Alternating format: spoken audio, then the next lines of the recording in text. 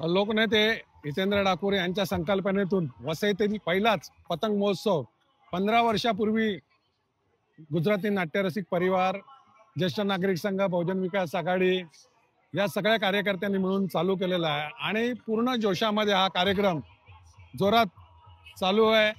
आणि आता तुम्ही बघितलं असेल का त्याचं अनुकरण अनेक जणांनी करायला सुरुवात केलेली आहे। एक चांगलं आहे का लोकनेते हितेंद्र डाकोरे यांनी ज्या ज्या संकल्पना राबवल्या, कला क्रीडा असो की अनेक अनेक विषय असो, की त्याचं अनुकरण महाराष्ट्रभर,